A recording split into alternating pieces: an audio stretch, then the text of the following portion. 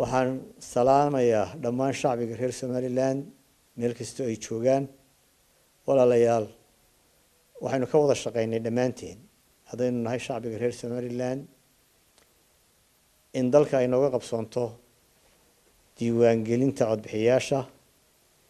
kadibna aynu helo doorasho xor ah oo xalaal ah taasaynu bilownay 2013 waxa ay darro ah inaanay noo qabsoomin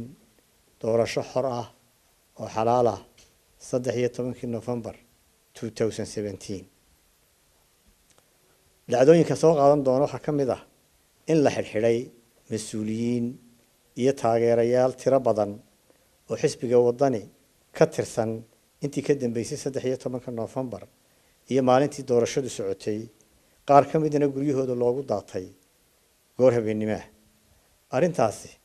waa arrin aan la aqbali karin oo la qaadan karin arrintaasi waxay abuuri kartaa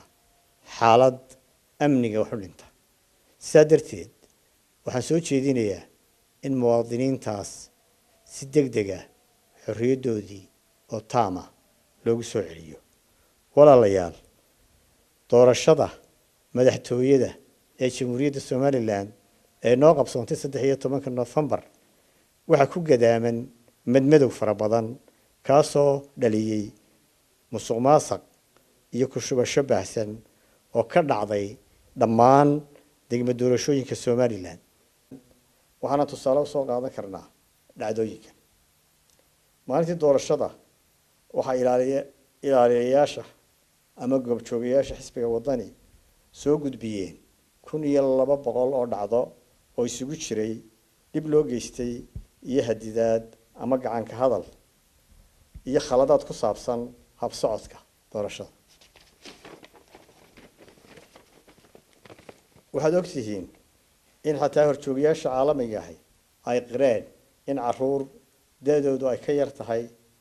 da'dii loo ogolaa oo 7 jir ilaa 12 jir ay codeeyeen waxaad la socotaan in komishanka doorashooyinku qirtay in buugaagtii qaar ka mid ah ay ka baxeen faraha komishanka suuqana laga soo helay arrintaas oo foolxumo weyn ku ahayd doorashada guud ahaan waxa kale oo la helay sanaadiiq badan oo tirada ku jirta ay ka badan tahay tii loogu talagalay inay ka codeeyaan waxa kale oo dhacday doorashadan inay suurto gashay in dad geeriyooday Ilaahay u naxariistay ay codeeyeen waxaan shacbiga reer Somaliland iyo taageerayaasha xisbiga wadaniba u xaqiijinaynaa una sheegaynaa inaan aqbali doonin xaq darro iyo wax sharciga baalmarsan hase yeeshee waxaan ku wargelinaynaa taageerayaasha xisbiga wadani inaan xaqiijinta helitaanka xuquuqdooda u mari doono dariiq silmi ah oo nabadeed walaalayaal saad ka warqabtaan waxa dhacay dib weyn doorashada kadib waxa daatay dhiig muwaadiniin aan hubaysnayn oo waxay galabsadeen jirin ayaa geeriyooday waxa cusbitaalada Hargeysa iyo Burco jiifa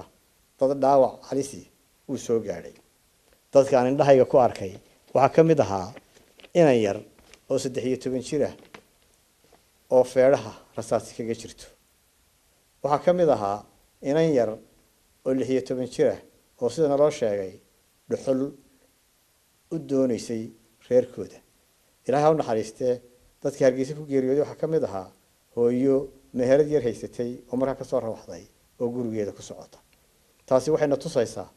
in rasaas aan loo miidaan yeelin shacbiga loo adeegsaday arrintaa mas'uuliyadeeda waxaanu saaraynaa xukuumadda waxaanu uga digaynaa ciidamada ammaanka inay shacbiga u adeegsadaan rasaas dad aan hubaysnayn si aan dib u soo gaadhin shacbiga ay ka mas'uul yihiin ammaankooda walaalayaal maanta uma baahnin in dhiig dambe daato uma baahnin xaalad amni darro ah inay abuuranto uma baahnin in walaalnimada iyo midnimada shacbiga Somaliland dhaawac soo gaadho waxaan uga digayaa mas'uuliyiinta xukuumadda iyo xisbiga kulmiye inay ka fogaadaan arrimaha kicitaanka iyo xaalad abuurka ay faraha kula jiraan oo ay ka mid tahay xadhigga aan sharciga ahayn ee mas-uuliyiinta iyo taageerayaasha xisbiga wadani iyadoo dalku ku jiro xaalad xasaasi ah. waxaan u sheegayaa taageerayaasha xisbiga wadani in taariikhdu isqorayso caalamkuna soo eegayo somaliland sidaa darteed laynooga baahan yahay degenaanshiyo iyo inaan wax ka baranno wixii dhacay.